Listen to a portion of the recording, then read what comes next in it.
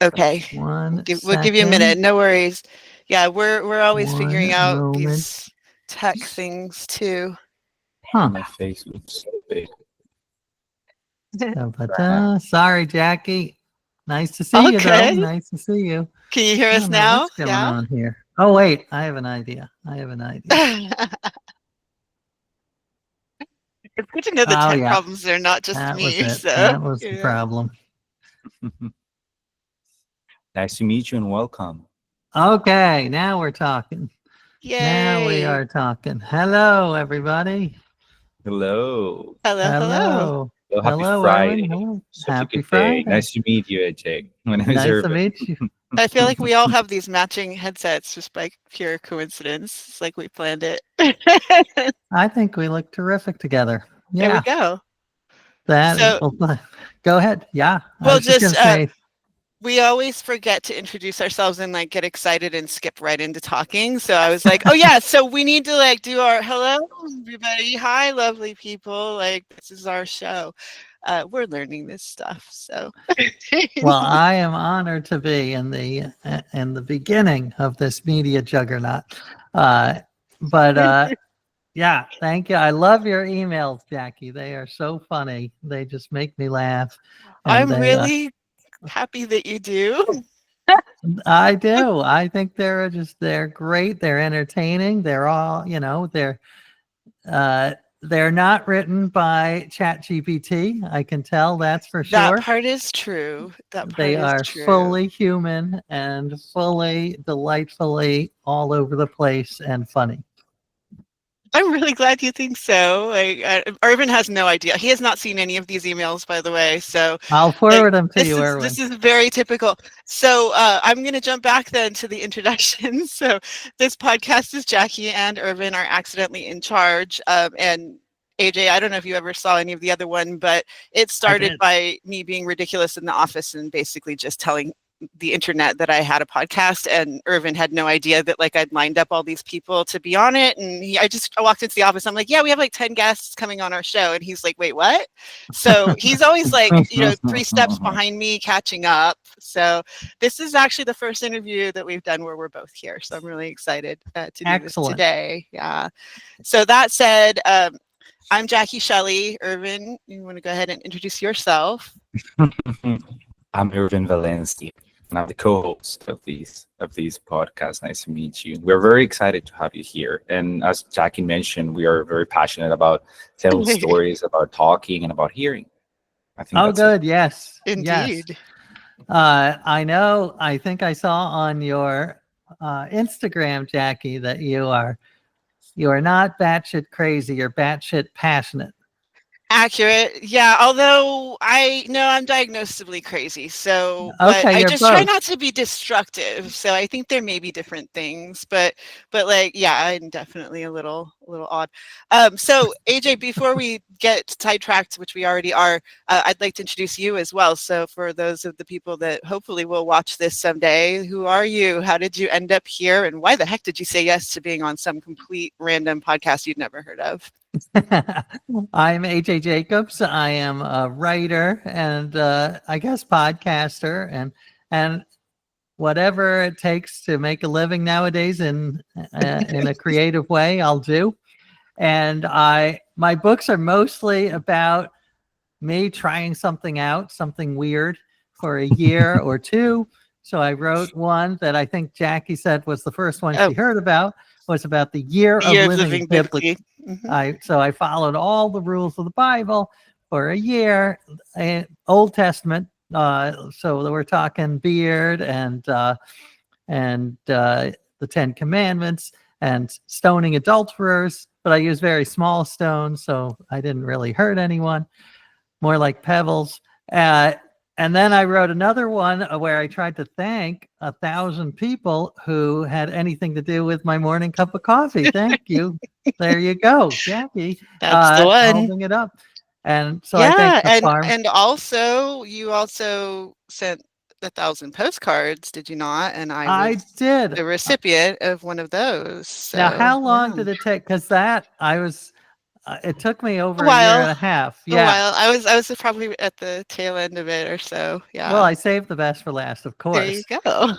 But yes, I wanted to write a postcard of thanks to everyone who had read my books. And so, and I asked for people could request anything they wanted, and I would try if I. One person asked if I would draw a picture of a dog eating a taco. I'm like, I'll try. I'm not Jackie Shelley. I'm not a professional artist, but I'll give it a shot. So, and what did I say in yours? Did you have a request? That's a great question. I know it mentions World Domination Summit, which I had forgotten that you were there, but now I remember that you were talking about cousins, and it was the giant family reunion. That was the era that you were at World Domination Summit. No, but I love that you thank the postal workers of my town. Like you wrote them a little message there. Like, thank Yeah, you to the no. postal workers. But no, I guess I didn't have a request. But okay, but I Yeah. did. Yes. Well, that's funny. You mentioned we had another connection because I wrote a book about how everyone on Earth is a cousin. So Irvin and Jackie and all those listening are my cousins. We just have to figure out how. So that was another one of my books. And he had like a giant family reunion, or it was like a world, what was it? World family reunion? Yeah. Yes, excellent memory. It was called the Global Family Reunion. And the idea was I would invite all of my cousins, which was about 7.5 billion at the time. It's a lot. It's a lot. So we At didn't the get time. we didn't get At 100 the more time. now. well, now it's 8. Yeah, now I got a lot more cousins. But we didn't get all 7 billion. We got about 4,000 people came in New York, and it was there were speakers, and Sister Sledge played We Are Family. Oh, wow. So that was exciting. I was incredibly miserable and unhappy the whole time because I was so worried something would go wrong and I would, this would be the end of me. But I'm told other people had a good time. Shocking. It's like weddings. Weddings are like that. Yeah, the people that are like putting it on are Exactly. Shocking that you say that you were miserable all the time. Considering the experiments you've done, is like that's a bold statement. I think you have a lot of experiences that you can contrast that with the things that you've done. Well, yeah, I feel everyone is sometimes miserable and sometimes happy. I just try to keep it slightly above 50%, which I'm successful some of the time.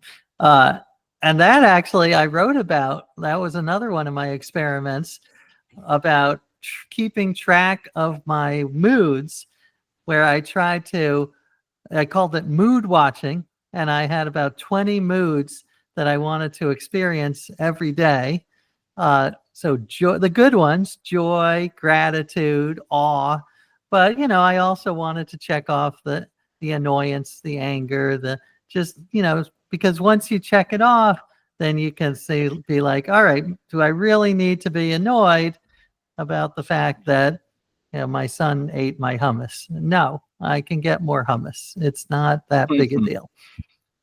That's so curious that you mentioned. Did you discover any mood that it was like your own thing? Because like you have these common feelings of happiness and joy, and but they're like, I imagine that each one of us has something that is like very unique to us. I don't know, maybe a feeling like that. Did you have something like that? That's so interesting. I mean, I try to cultivate gratitude as my main emotion, and I do think I've gotten much better. It is a practice. It's not something that comes naturally to us because we are, I think, built to find the negative. I think we're very good at that. I especially, maybe, there are some people who are good at just being positive, but I have to work at it. What about you two? I'm interested. What do you think that there's an emotion that you find really resonates with you? That is With a me? good question. Well, Irvin asked it. I'm Yeah, just bouncing Irvin, it you back to first. It is a very insightful Tell us about your question. feelings, Irvin. Tell us all Oh, about okay. them.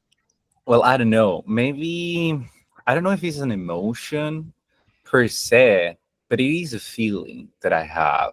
of trying to stay true to myself. I don't know how to explain that, but it's a feeling that you can kind of feel like, and the reason, the way I do it, and I think it's very similar to what you were mentioning of being very aware of the mood that you're having throughout the day. But like in my case, something that was very helpful for me was to be aware of the face that I'm making, which is very similar in a certain way.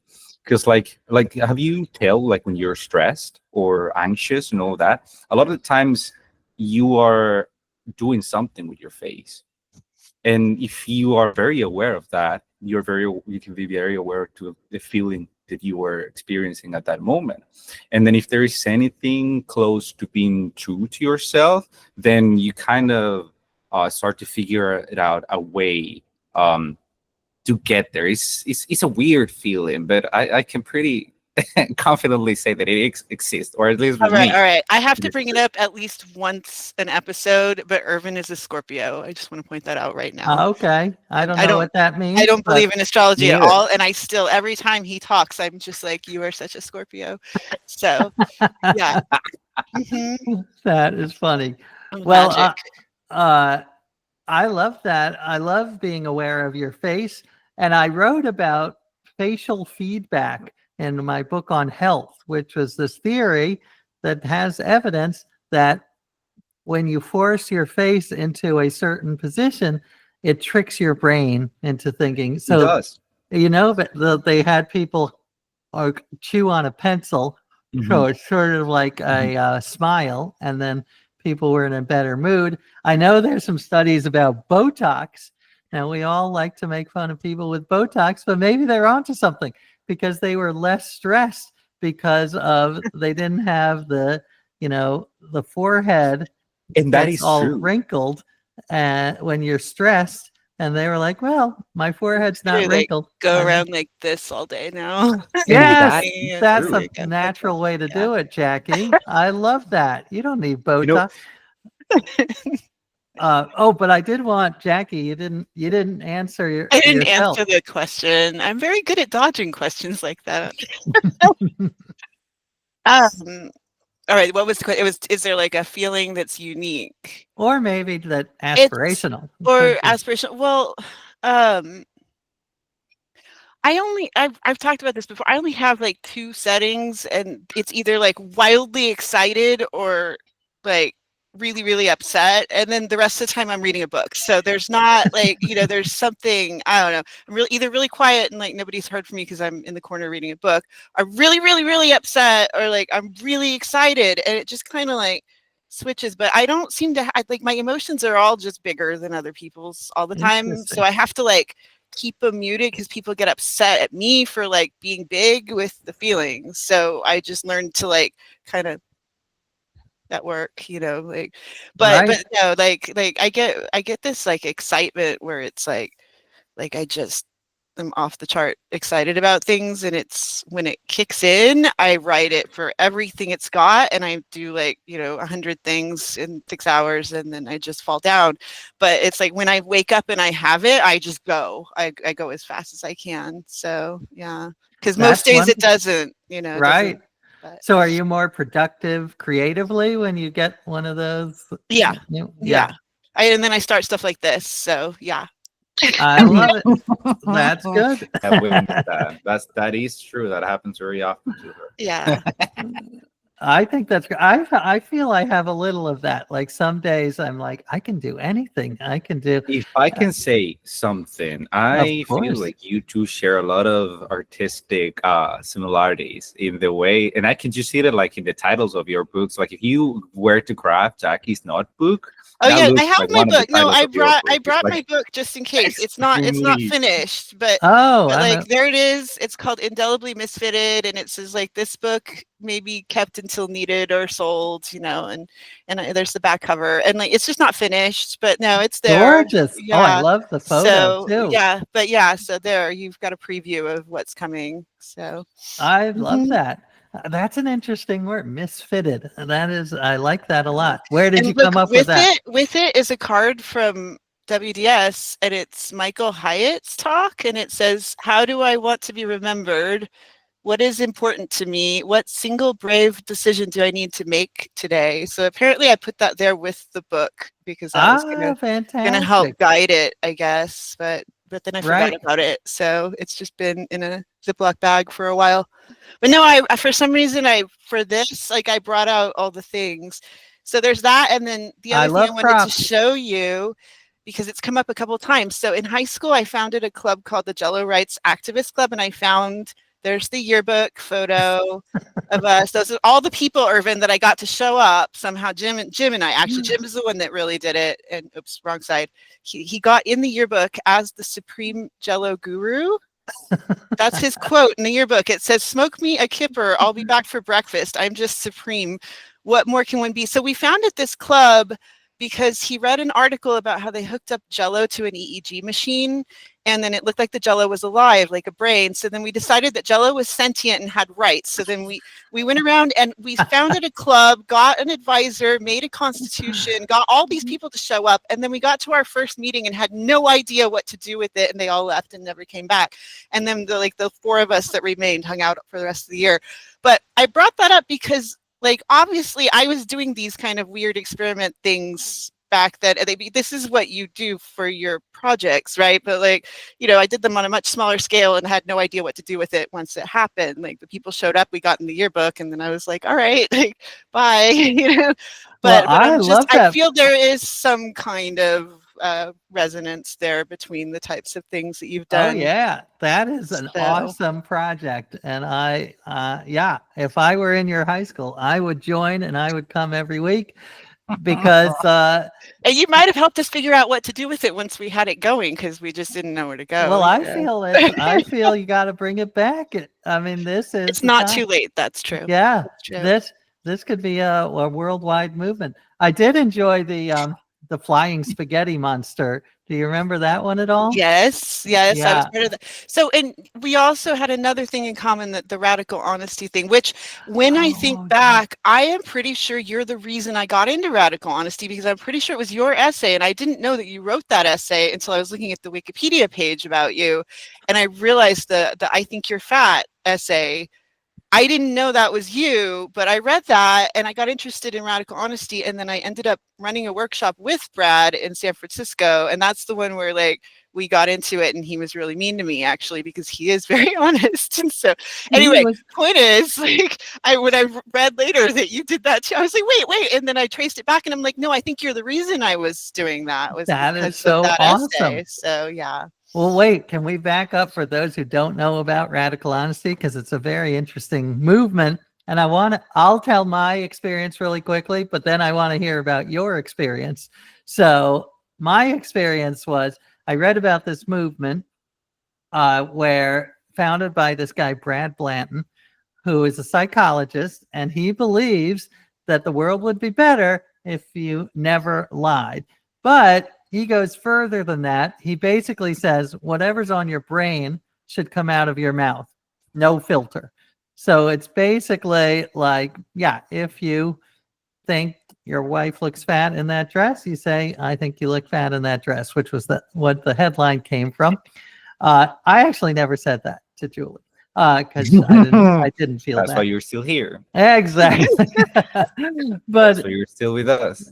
I mean, the example I think Brad gives is like, if you're having fantasies about your husband's brother, just tell him I'm having fantasies about your brother, and it's a better, more authentic life. He's all about authenticity. So I tried it for a couple of months, and I found it to be sometimes wonderful and sometimes just absolutely horrible.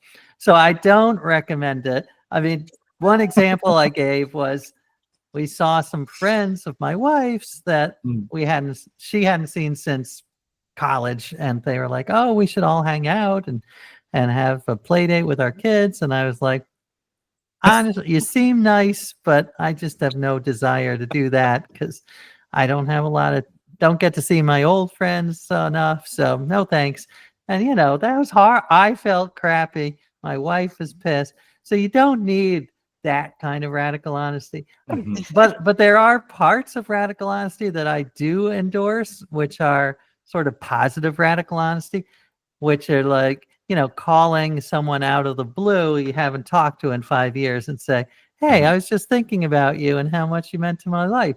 Like, that's a nice way of being radically honest. So you don't have to be brutally honest. You can be like positively radically honest. But just to finish up, I mean, Brad Blanton is radically honest. So he would, like, I was writing for Esquire magazine, and that's when I called him up. I'd like to write an article. And he was like, are you going to really write an article, or is this going to be some bullshit like all the other stupid journalists? And I was like, well, I'll try. And then, I would consult him and I visited him, and he was like, he would say some really just unpleasant things like, that's a stupid question, or, you have a mole on your nose, that kind of thing. So that was my experience. That it had its good and its bad. But Jackie, I want to hear about what your radical honest. Oh, it's really not terribly interesting either. It's just I found it charming that was the source of getting entangled with it. But it was very simple. I helped set up. He was coming through, I think, on a book tour, and helped set up a gathering for it. And so I met Josh and Ryan of the minimalist.com at MisfitCon before that, and I had been to their event in that same restaurant. So I was like, okay, cool. I know a restaurant in San Francisco where we can meet up. And I didn't realize that they had like arranged it with the restaurant, because I don't run events, so I didn't know. So I thought everybody just kind of like showed up at this restaurant and it just happened. And then as we got closer, I realized that with the number of people that were coming, we needed to talk to the restaurant. Well, then I found out that you were supposed to like set it all up in advance and pay and do all this stuff. And I was like, oh, well, and he came in to the email thread around then. Brad did. He had been like away on a workshop or something. And he was just like, what the fuck are you doing? You don't know what you're doing. This is stupid. And my friend Tabor came in and was like, hey, she's a volunteer. Like, you don't need to be like that with her. Like, and fix the whole thing. But it's so funny. He runs a place called Church of Soul in Oakland, and he's a really sweet person. And apparently he sort of like was like Brad's calm everybody down person for a minute. Like, he would help him like set up workshops and stuff. So he was used to like Brad kind of, ruffling feathers, and then he would come along and be like, no, it's okay, we got this. And he ended up being fine. Like, when we got to the event, he was nice. I have a YouTube video of him performing a song at the event. It was all very, very nice. But it was an interesting experiment. But this is why the podcast was originally called Jackie is Accidentally in Charge, is because that's exactly what happens. Like, I have an idea, then I just do it, then people show up, and then I'm in charge of it, and I don't know what I'm doing every single time. Like, this is not the only time. And always they're looking at me like, what are you doing? And I'm like, I don't know. Why did you show up? Like, it sounded like I already said, I designed my tombstone. It says it sounded like a good idea at the time. And then now I've added a piece that says, and please have sex on this grave. So, that's nice. Because I feel like people should know they have permission to do that if they so desire. So, Jack, I love that. What a nice. But anyway, I'm doing all the talking. You're doing and Irvin, I want to know, okay, AJ and I both have this history of doing wackadoodle things, and I've totally recruited you onto it. So do you have a history of doing anything like this? Because I've never asked you that question. About any of the, well, not to the extent experiments. Do you live experimentally? That's a really good question. I mean, he is from another country in America, so there's always that aspect. Which country is that?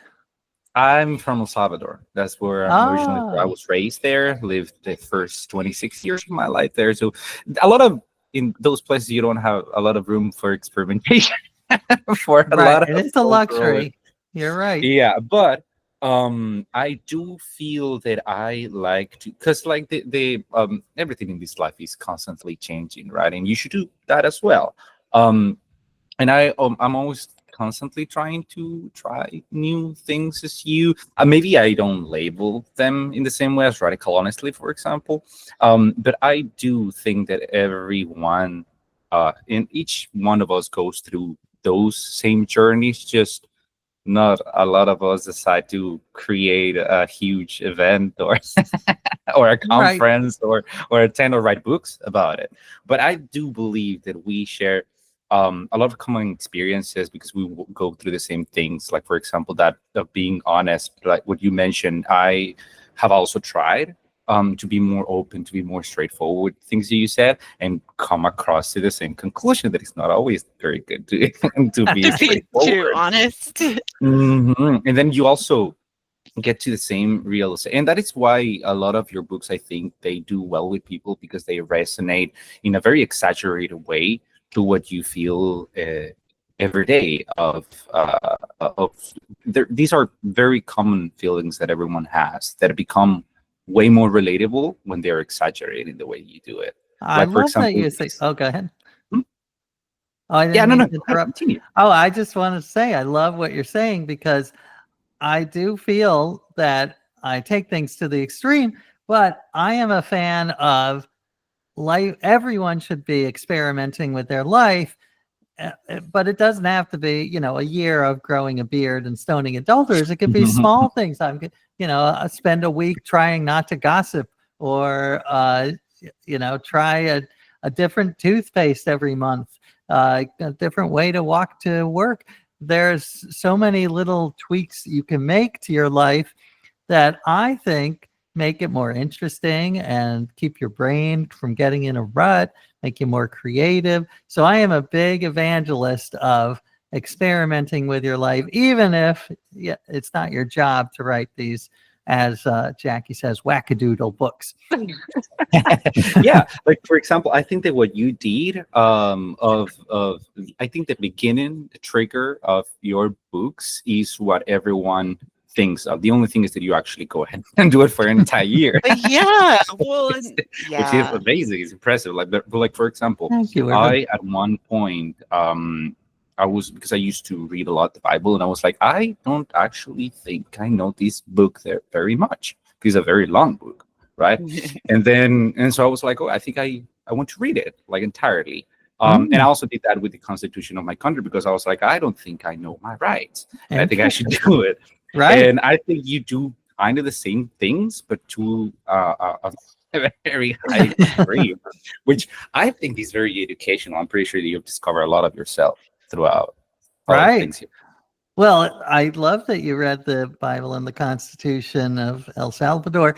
I think it comes back to, you had asked me about my emotion that really resonates, and gratitude, but I forgot another one, which is curiosity. I am such a huge fan of curiosity, and I actually I often think about, I interviewed Alex Trebek when I was writing for a magazine. You remember the host of Jeopardy, Alex Trebek? Yes. Oh, he's a legend. I love him. We're showing our age, AJ. Irvin Irvin is Gen Z. Got it. Well, he's a wonderful man. He hosted Jeopardy, which is still Mhm. around, so it's not that. But he had a quote that I always think of where he said, I'm curious about everything, even those things that don't interest me, which doesn't really make sense. Yeah. But it sort of does to me, because I think any topic, once you dive in, can be interesting. And I've sometimes thought maybe I should try to take a topic that's the most stereotypically boring topic, like accounting. No, I did that. I wrote an essay called "I'm going to become an accountant." That's one of my favorite Really? essays. Yeah. Oh, I want And to it read made that. me laugh so hard because it was like, okay, so Misfit Con is this conference I went to, and it's by another AJ. His name is AJ Leon. Oh, And all these people go there from all over the world, and it's this really interesting bunch of people, kind of like World Domination Summit, but a little smaller scale. It's in Fargo, North Dakota. And there's these people from all over the world, and everybody comes away, and we all want to become entrepreneurs and artists and like cool things. But I was like, nobody goes to Misfit Con and is like, I want to be a dentist. Like, they just don't, it's not. And I was like, what's the most boring thing I can think of? And I was like, accountant. Got it. And I was like, I'm going to come away. I'm going to be like, my goal, my inspiration, because it was like the most opposite of what I was supposed to do. And then I just laughed my butt off all the way home. And then I did eventually do it, by the way. I didn't become like a CPA, but I got a job as an accountant at one point. So Is that yeah, right? I did. That So is that's so checked off already. So yeah. Well, tell me, what do you feel is the most interesting, unusual, unexpected part of accounting? Because I know nothing Oh, about it. well, so I have a condition, as it turns out, called dyscalculia, which is where you mess up the numbers and you can't do mental math and you can't read an analog clock. Like, so Oh, math is really hard for me. I flunked every math class I ever took. Like I had a 2.3 GPA in high school because I flunked all my math classes, but they didn't catch that it was a disability. So I just thought I was You bad at decided to be an math, accountant. right? That's So Right. like, yeah, well, why would I do anything else but pick the thing that's hard, right? Because it's like I like really it, a hard. challenge. But no, so the thing that turns out though is that spreadsheets do math for you. So you don't have to do math anymore. You can just do formulas and like the spreadsheet does it for you, or I guess now AI probably, but it turns out you can use a tool and it fixes the disability, right? So I was a great accountant as soon as I had a Oh, spreadsheet. Like that's the fascinating. magic fix. Calculator and spreadsheet and I'm good to go. I can do math. So Great. I yeah. love that. Mhm. I love that you committed. I love that you had the same idea, like out of nowhere. Yeah, You're like, and I'm like, oh, idea already. I did that. I want to read that. I'm going to read that I'll send essay. it to you. Send it to me. I will. Absolutely. Oh my God. Anyway, I did promise Irvin I would keep this to about an hour, so we're almost there. But Irvin, I keep like jumping in and just going. So I'm going to give you the last question. What would you like I to ask think we AJ? have a little more time. yeah. Okay, if we still have a you're little bit more good, time. then I'm happy to keep going. But Whatever yeah. you No, want. we are. I'm so interesting. I have so many Oh, questions. I'm getting confused. I thought it was already an hour. It's only been half an hour, so we have a little more time. But So is good. But that now good? Irvin can ask more questions because Mhm. I Oh like I yeah, I said, have a lot of you questions. remember the earlier answer where I get excited? Yeah. Right. So That's great. That only shows passion, yeah, I think, for what one passion. does and what one wants to do. I think, and I think that's one of the things that I really admire about Jackie, and also I think that you also share the same thing of when you think about something, you actually go ahead and do it. And what I'm actually very interested about all of that of just doing what you decided to do and just not backing up on that is I have you ever like in the experiments that you made, have you ever cheated on them? Like, be honest, because like Oh, it's very difficult to do it for an entire year. Like, be right. like just that one living biblically accurately, like very tight. Like that's Oh, yeah. because Well, that book was written in a very long period of time, very different from each other. well, I would say the answer is yes, but I confess it. So I wouldn't say I, I try my best, but I constantly fail, and failure is a big part of the process. So yeah, well, my first book was about reading the Encyclopedia Britannica from A to Z, which Which is I know amazing. they don't have encyclopedias anymore but maybe you remember they were these, it was like 33 volumes. I don't Yeah. have that, but I do have the Childcraft one still. So Oh, I remember love it. these? Did you grow Yeah. up with those? Yeah. Yeah. I don't have the encyclopedias anymore though that went with them.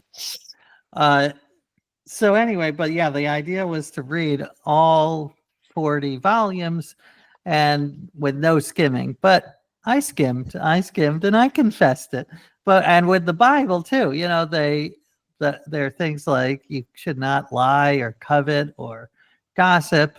And as I say, I live in New York City and I worked as a journalist. So that was like 80% of my day, those activities. So I I tried, but I cut down on those activities, but I was never able to eliminate them. Yeah, I imagine. I imagine that there are certain. Do you feel that after every time that you do that for a certain period of time, you change? Like you, I do. I do. become a different. I mean, I don't change the entire. I try to have a handful of things that stay with me. So, like with the Bible book, I did shave my beard, which I still have in a plastic bag. You kept it. Yeah, I wanted to keep it. It's like, a memento. And I stopped stoning adulterers, stopped throwing pebbles at adulterers, but I did. I continue. There was a lot that stayed with me. The idea of gratitude, as I said, some of the rituals. I like doing some of these rituals that the Bible commands. So, and same with the gratitude book. I don't spend all of my day thanking people, 1,000 people for my cup of coffee or for this microphone that I'm using, because that would be a little time consuming. But just noticing the hundreds of things that go right every day instead of focusing on the 3 or 4 that go wrong, that is an attitude that I try to keep. And so I drop the more radical extreme parts, but I try to keep the really useful parts that change my worldview. That's interesting. That's so interesting. And I'm very interested in what you mentioned of gratitude, because recently I've been mainly just reading in a few different places. It's not that I have a great reliable source, but I do think it is true that I read somewhere that actually people that have shown more gratitude are people that live happier. And that is true. Like, I started to do Oh, this I read that little somewhere exercise. too earlier today. Well, there's a great quote. It's not from me. Yeah. It's from I forget who it is, but he's a monk. I think he's a monk. Oh, is it Thich Nhat Hanh? Probably was That one sounds of them. right. Yeah. But he said I mean, I that have a bunch of them. Like, look at this. I mean, come on. The Book of Joy. I mean, a lot of them talk about these things. Like, it's right. it's a theme, right? It's a theme. And the idea is that happiness does not lead to gratitude. Gratitude leads to happiness. Like, if you can be grateful, then that is one of the secrets to happiness. You have to wait to be happy to be grateful. Oh, but by the way, I know since we don't have endless time, I did want to bring up that when Jackie first emailed me, she mentioned an essay I wrote on how I love verbs. I'm a big fan of verbs over nouns. I got called a verb recently. Well, that's what you said in your email. Yeah. And how did that feel? Were you happy to be called a verb? Yeah. It was. I think it was a compliment. I think so too. I think it was meant as a compliment, or like it's sort of like a backhanded compliment, though. It's like, yeah, it's because it's the same as I was thinking about how people say, like, you are something else, and I said it to the cat, and then I was like, what do I mean by that? Because but that they say it, and it's complimentary, but it's also kind of like it's too true. much. Too what do we even mean? You're something else. Like, I don't. Like, you're so, right. I don't know. Literally, it's hard to untangle that one. But anyway, it's like that with like being called a verb, right? Like, yeah. But yeah, then you got me looking at verbs, and I was like, oh my God, you're right. These are great. Yeah. Well, I love that you. I agree with your friend who called you a verb, but I mean it fully complimentary. There's no ambivalence. And I just to explain why I like verbs. A couple of reasons. One, I feel if you call someone a noun, that's very reductive. Like you say, if my kids say, "Oh, that guy's an asshole," I say, "Well, he was acting in an asshole-ish way, but maybe he's not an asshole 24 hours." I do that with my kids too. There Also, you go. do you do this thing where they call themselves idiots, especially teenagers? They call themselves idiots and they call each other stupid all the time, and they think it's funny or whatever. And I'm like, don't form that habit. Like, don't just stop it, because it gets like, it's taken me so many years to not call myself stupid or an idiot, and I don't want them to like do. And they just think it's like a funny, snarky thing with each other. But I'm like, just don't start it. Like, So, I love that. That is good advice. Yeah. They tend to call me more of an idiot than themselves. So I just embarrass them. How old are your kids? I have twins who are 18 and a 21-year-old.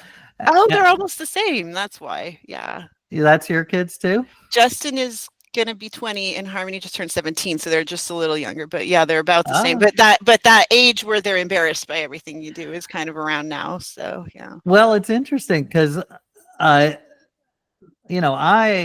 all dads are embarrassing, all parents are embarrassing, but I do take it a little to the extreme because I walk around with the beard and the robe and the sheep. I realized it right after I said it. Yeah.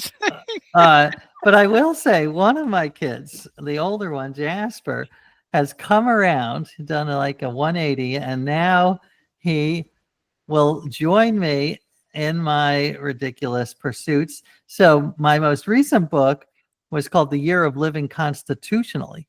And I tried to figure out the US Constitution by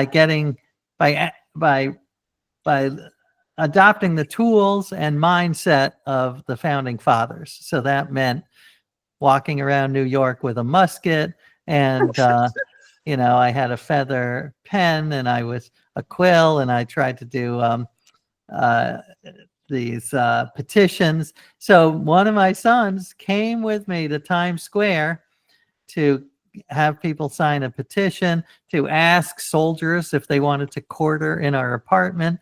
And he was right there with me. And he said, the reason is his favorite comedian is Eric Andre. I don't know if you know Eric Andre. Yeah, I know who he is. He does like ridiculous performance art. Really crazy things. Yeah. And my son says I'm sort of a lamer version of Eric Andre, but he was like right there with me. So that was super exciting. That was the first time that had happened in my career. My kid Harmony was listening to my interview with Brian, and she was like, "I thought you said this podcast was going to be funny." So brutal.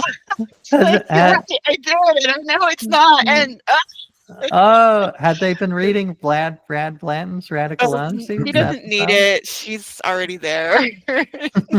So, kids, man. I love the name Harmony, though. That's a lovely name. She does have a great name. Yeah, we decided that we had a discussion on episode number 2. I wanted to know what the opposite of crazy was because my daughter and I were having a conversation about it. She was making the opposite be like normal or boring, something like that. And Irvin was like, the opposite is harmony. And I thought that was such a great answer because it's like everything in its place and everything kind of correct, but it's working together. It's like the opposite because crazy is like everything coming apart and falling apart, whatever. It's like, anyway, so harmony, not just a great name, also apparently what we're striving for when we're trying to not be crazy, supposedly. Right. Yeah. Wonderful. Love that insight. One of the things that I think that are very interesting about all the things that you've mentioned of the things that you've done, because obviously I'm pretty sure that these experiments that you run are very long and there are more memorable moments than others throughout the things that you do. But I don't know, for me it's so interesting because I think that after these experiments, and I don't know, if I put myself in your shoes, I think that there are 2 ways where you can go. One is like losing faith in humanity. It's like truly, you can see a lot of little small details, right? I imagine even in the Constitution, I imagine, or even in the Bible, right? You see a lot of things that are part of the history of humans, right? And you can go 2 possible routes, right? You can go that just realizing a lot of maybe negative things or misconceptions that can make you I don't know, maybe lose faith, maybe lose a little bit of empathy and all that, but you have decided, or this is the way that I can see, that I feel it by your demeanor, you have decided to go in a more positive route. Why I love that question. Yeah, I mean, I think that, like you say, I always say in the gratitude book, I said, we're born with 2 sides. People say the angel and the devil. The way I think of it is more like the Larry David and the Fred Rogers were the ones that because Larry David is grumpy, negative. Yeah. And I love his show, but I don't want to be in that mindset. It's not very good. And Fred Rogers, the other kind, Mr. Rogers, he's all about, kindness and appreciation. But it is a discipline. You have to look for the good in people, because it's very easy to notice the bad. And I actually, for that Substack I write, where I try to write an essay a week, usually more like 10 days. And Jackie had written me about the verb one, but the more recent one was called How to Be Less of an Asshole. And I read that one. Yeah. Oh, good. Yeah.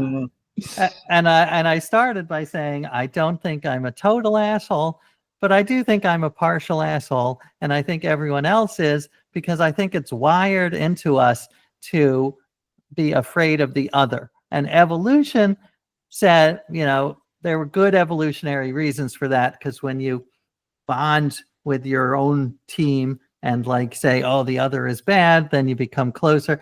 But it's not a great way to make the world better. So it's all about like, how do we try to be a little less of an asshole? Wait, what is that? Always be a little kinder than necessary. I love that. I love that. I like to keep a lot of reminders around. Yeah, well, that's interesting. This might be a little detour, but. Yeah, and then after that, remind me that I have something connects. Go ahead. All right, but quickly, the detour is I also have reminders, like Post-its I had on my wall, like, Ben Franklin, he had a quote like, how can I make the world better today? Or what good can I do today? Yeah. But I upped the ante, Jackie. What did you do? Oh no, I want to see yours. Yeah. Well, I have mine here somewhere. I'm not in my room, but I have a little. We're just gonna have to do a show and tell call sometime. Well, I like the prop. Yeah. I upped the ante by getting an electronic frame that shuffles. Gosh, and look what it is. Sorry to interrupt. What is that? It says remember gratitude today. Oh my gosh, lovely. I totally didn't even know that was on there. But yeah, I have a lot of reminders in there. Okay. Well, sorry for interrupting. No, not at all. It was a worthwhile interruption. I find that I sort of tune out the Post-it notes after a while. I became habituated. Right? I didn't even know what it said anymore. Right. So maybe try this, Jackie and Irvin, if you want. I have one of those electronic frames where it's always rotating the photo like every 15 seconds.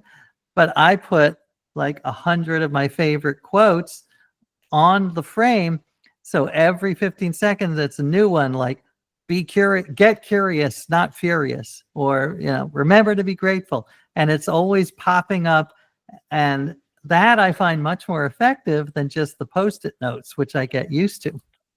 Yeah, they do wear off, don't they? An interesting. I've never done anything like a Post-it because I don't know. I feel a lot of disconnection with overly positive messages. I think because I don't think life is like that. So, but once I did something by mistake, and is that I'm telling you, I asked Google Assistant to. I don't remember how did I do that. I know it was by mistake because I would never have come up with it by my own. But I asked him to tell me a joke every day at 8 a.m. Oh, interesting. See? Oh, no, that's brilliant. And I forgot about it. And then I started to get notifications every day. I forgot to disable that because I was like, and they were so bad. They were really terrible.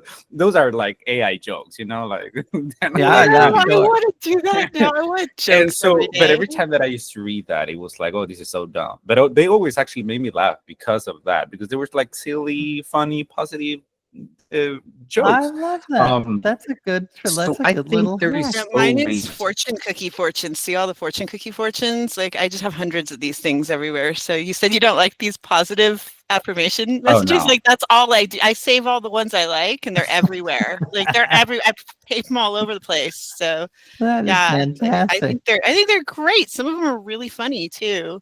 Especially when you start combining them, like you get multiple and you put them in the row and they start to like make a story. I don't know. Well, can you read this little story? I'd love to hear it. Let me see. This one is fortune is on your side. Play it for all it's worth. You will soon begin a new and fulfilling career. People who expect nothing will never be disappointed. Keep your expectations reasonable.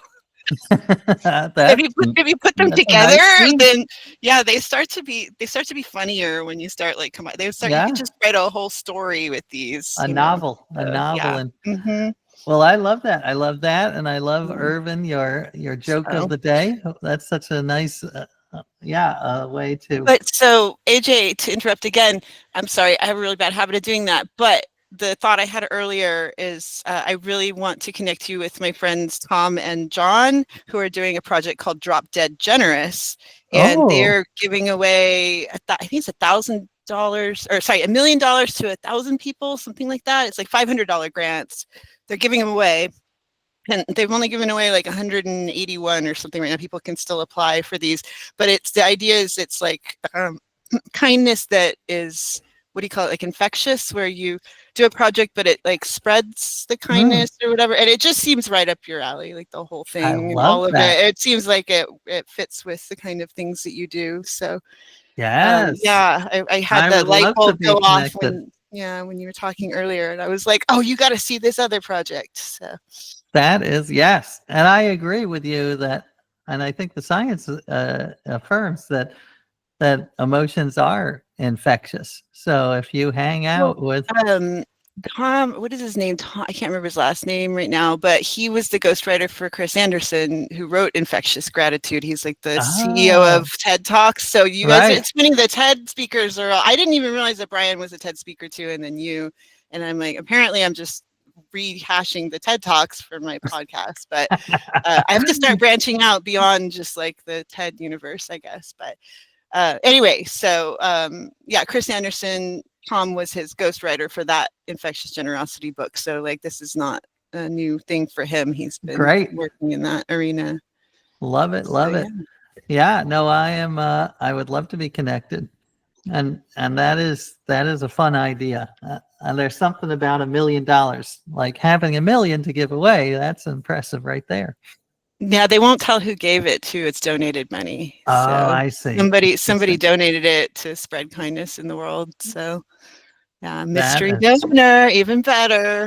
What would right. you do, AJ, with that? With a Yeah, million dollars With that my you have to I spend? with my would. million or five, But the grant is Yeah. not for 1 million. The grants are small, like, but right? Let's say The five. hypothetically that you but get a what would you? million. Yes, you could still ask what would you do with 1 million. So Yeah. If you had a That's a good million to question. do something positive, what would you do? Right. That is a great question. Well, I'm gonna punt it for a second while I think of what would you do while I think of what I would do. Uh, I mean, you can, of course, there's giving away. You know, I did a piece once for Esquire where the premise was I would take my writer's fee for the article, which I think was about $3,000.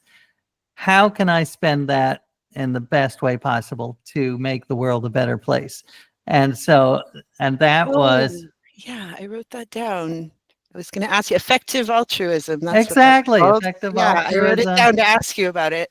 Uh, Mm. and yeah, so the premise is that you got there are a lot of great charities out there, but some are actually much more effective than others. They just have a better solution to whatever the problem is, whether it's poverty or disease. So you got to find those, and it's almost like investing in the stock market. You don't just throw your money away. And you don't just give money just because like pandas are cute, which they are. I love pandas, but just because, they're cute doesn't mean they're the best use of money. I actually think I am a believer in animal rights, but like if you're going to do animal rights, I would invest in ways to stop suffering in factory farms, for instance, which they say is a much more effective way to protect animals.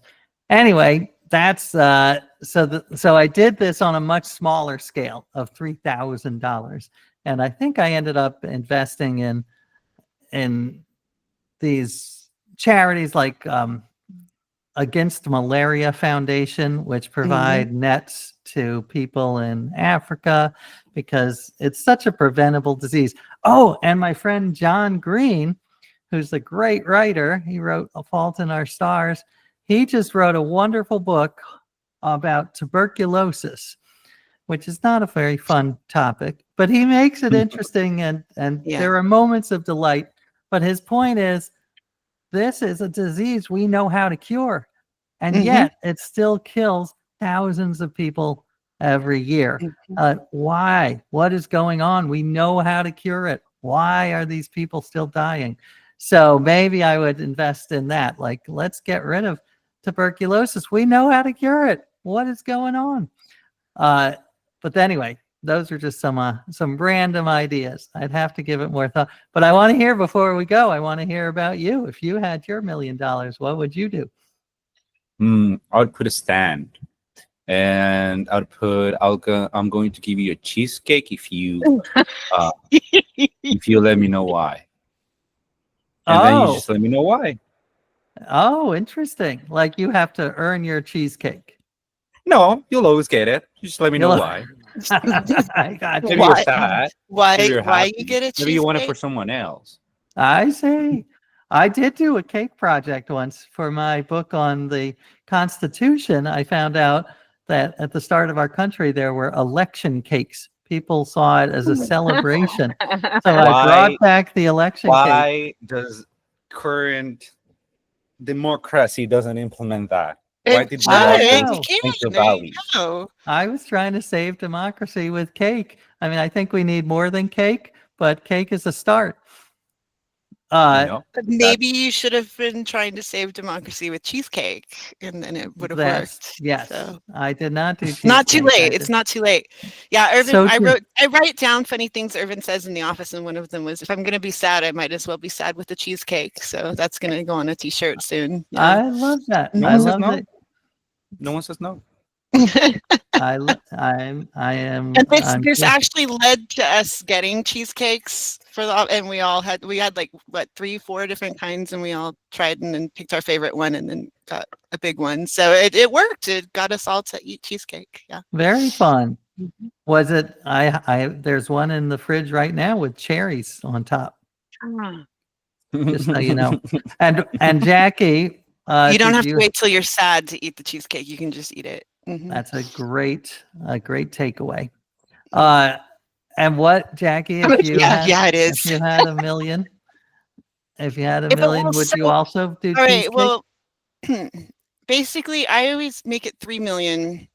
And the reason is, there's a specific reason though. It's because I read The Secret years ago, and there's this manifestation thing, and you're supposed to like envision what you want, and then it just comes into your life. And so I was like, okay, cool. I'm envisioning $3 million specifically, and it's like 0.00. So if that's ever just shows up in my bank account for no reason, I'll know manifestation is real. I've proved it. It's scientific. So it's got to be that number, but it hasn't happened. But it's so that I can do 1 million to charity, 1 million to my family, and 1 million for me. That was why it was 3. So, got it. So that way it's kind of like everybody gets something or whatever. So I've thought a lot about what I would do with $1 million, and I ended up deciding that the smartest thing to do would be just to invest it and live off the interest, and then be able to do wacky things the rest of your life without having to worry about selling things. So fantastic. That was my plan. It's not a very exciting answer though. Well, I like the 3 million. I would suggest though, if you are going to try to test the secret, then get more specific. Be like 3,400,028. True. Yeah. Like then you would really know. It's always the same. It's $3 million, world peace, and chocolate pie. That's what I ask for my birthday every year. So. And do you get at least one of those 3? I usually get the chocolate pie. Okay, but usually 1 out of 3 isn't bad. Yeah, but I'm really sure if I keep asking, one of these years somebody's gonna get it for my birthday. So I mean, it's got to happen statistically, right? If you keep getting one, you're gonna get one of the others eventually.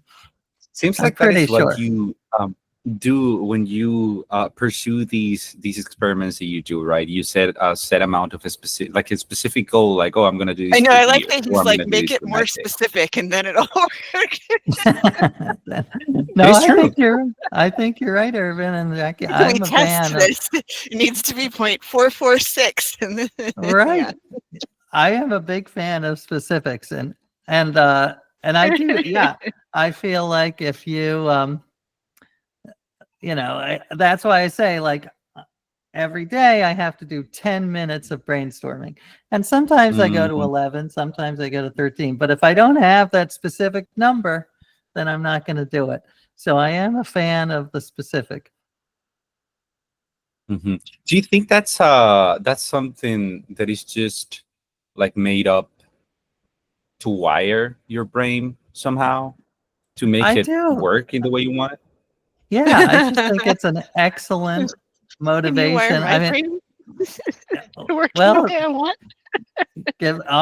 listen, my brain does not work the way I want. I'm constant. It's a very naughty You? brain. I'm in a battle with my brain. I actually, one of the little sayings that I came up with to be on my rotating frame is don't let your brain bully you. And because I feel my brain sometimes bullies me by saying, Yeah. to focus on something that beating myself up, for instance. And it's like, listen, brain, I'm not going to listen to you all the time. You're full of shit like 80% of the time. So let's not. That I find to be helpful. Like just because you think it doesn't mean it's true. Mhm. Uh, How hard is then to have that self control, like especially when you were doing these? Because I understand. Well, if I were to do like these experiments, this is the mindset that I think I would have. I would be like, okay, so in order to have like the best possible uh book, because at the end of the day this is because something that you want to share, right? You want to learn yeah. something and you want other people to learn something out of it, so you kind of have to go all in, right? So that you can have that material to write. But how difficult is to be or to have this self-awareness of what you are doing, and if there's a line that you set for yourself that you shouldn't cross when you're doing this thing?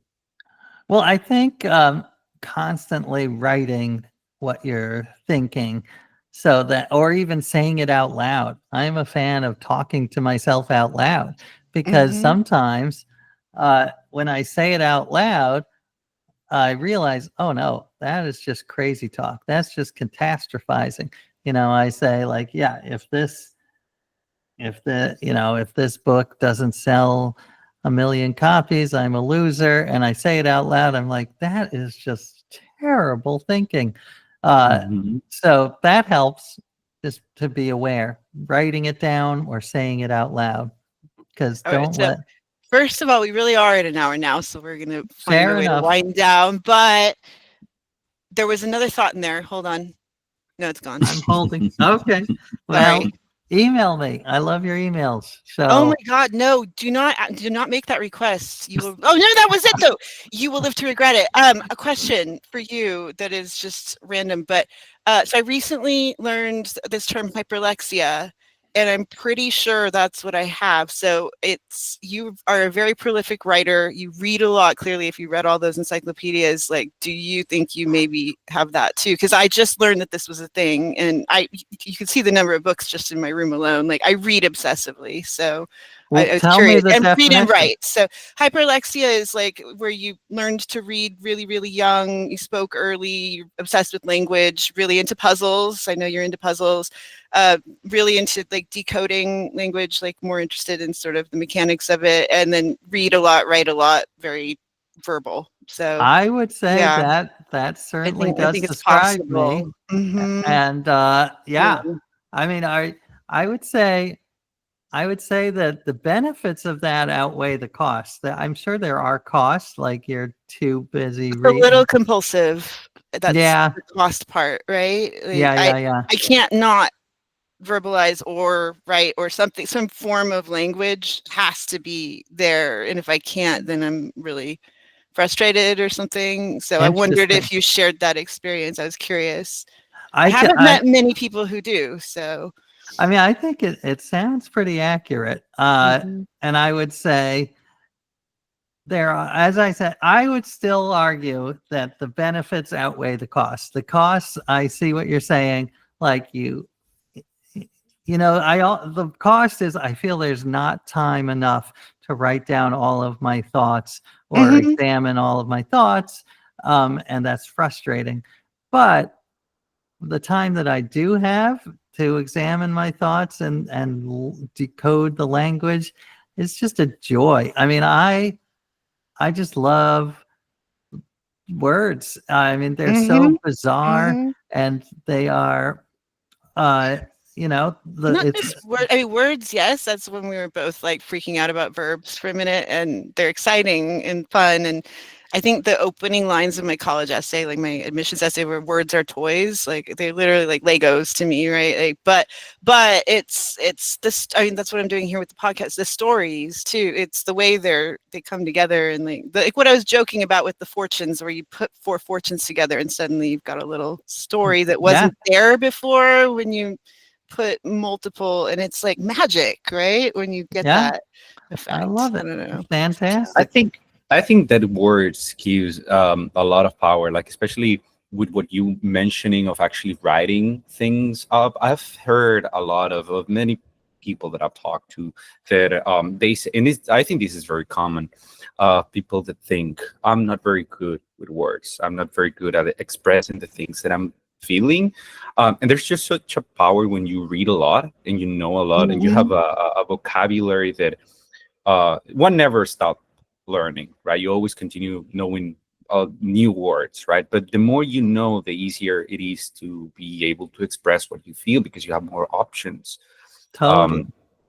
To do that. And I think that is like one of the benefits that you can get from that, for having these condition that you mentioned. 100%. Well, 100%. to circle back to the gratitude theme, thank you so much. First, I did not believe that you said yes when you said yes. I was so delighted, and I'm so delighted that you are here. You are our second interview ever for this podcast. We still don't quite know what we're doing, and we're figuring that out. So thank you for helping us learn and being part of it. Well, it was an absolute joy, and I am grateful that you reached out to me, and I can't wait to listen to your other episodes. So hooray! Keep going. Thank you. Is there anything that you would like to share? Any project that you're doing right now? Anything that you would like the audience to know, to get to know you more? Something that you want to share? I do love writing the Substack, the one that Jackie read. It's called Experimental Living with AJ Jacobs. And I'm right now, I meant to write it today, but I'll write it tomorrow. I got one about serendipity, how like I love a little more randomness in my life in a good way. Sometimes randomness can be terrible. That one. AJ, I mostly write about hamsters on Substack, just for the record. Well, they're very important. I'll share that with you later too. I love it. Well, thank you again. Have a great day. Thank you.